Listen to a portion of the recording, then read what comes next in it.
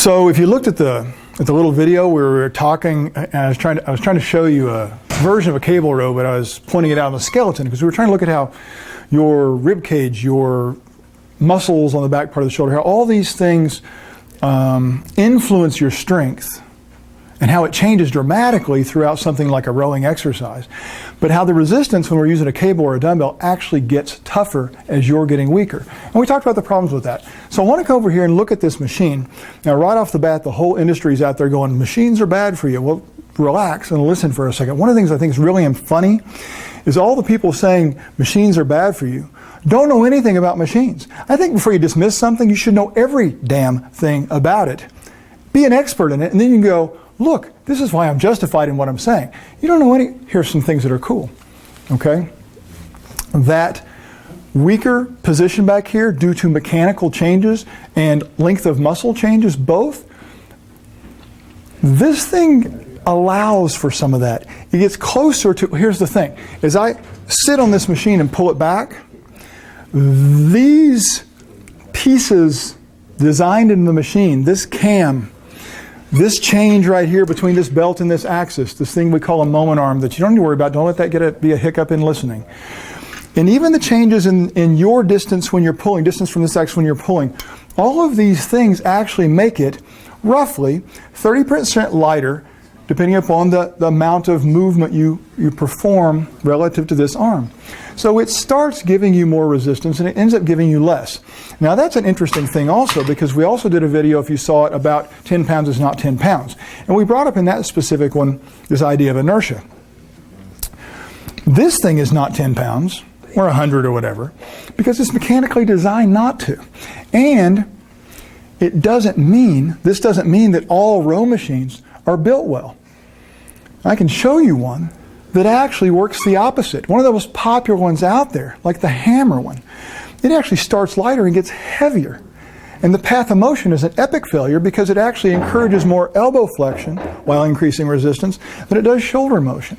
So it looks like a row, and it's a great row that demands people to cheat. That's why you see people in their one arm doing all this stuff, and they're like 1,000 pounds on the thing when they're really only using about 100 pounds of effort, but the rest is just throwing it. This thing can actually be performed closer to precision without cheating because it actually gives you what the body needs as you go through this specific motion. So without going through the specifics of this, there's lots of ways besides just cams to create this change. There's a Nautilus machine back here that's a row machine, and it has some different features and a very different way of creating that change in resistance as you move. They're both pretty nice. One of the things that's different about these two machines you'll notice is this chest pad. And one of the things, again, like along with machines are bad, is if you're using the pad, you're cheating. You've got to be sitting back here using all your trunk/core muscles. You know what? You really need to stop saying that one exercise is the way to do it, that one method is the way to do it. We don't even know why for sure. When we say those things, at least as an industry, we don't seem to. What we really need to think is, what do you really want from this exercise? And make decisions based on the goal of the exercise. So think about this.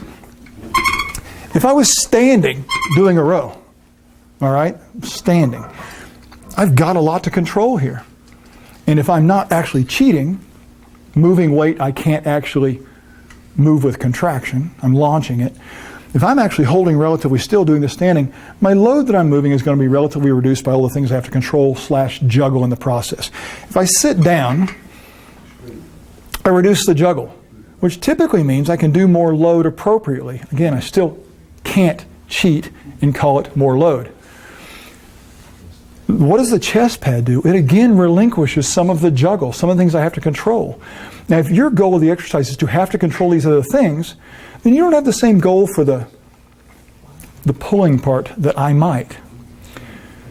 But if my goal for the pulling part is to not have to worry about this stuff as much, and focus more on the shoulder muscles and elbow muscles that are associated with this thing, then this is a great tool. And the load will I can even take advantage of my full output capabilities and challenge them more appropriately and get more out of the exercise for that specific goal. And one more point on this idea that support is bad for you, that restraint is bad for you. restraint and support and non-wobbly stuff is absolutely vital for very specific outputs. What do I mean by that? Here's an example. Do you know why marathon runners at the beginning of the race don't need starting blocks and they don't need track spikes for all those miles? Because their initial output doesn't demand something to push against. Let's talk about sprinters. Sprinters have starting blocks to shove against, because if they used all of their output without the starting block, they just spin. Friction would be overcome and they wouldn't move. And how do they keep using their explosive nature and conditioning and skill? That's why they have little nails coming out of the bottom of their shoes, the spikes, so that they can actually take advantage of all of their output they've created. Because without those two things, they're going to have to down-regulate their maximum output because they won't actually go anywhere.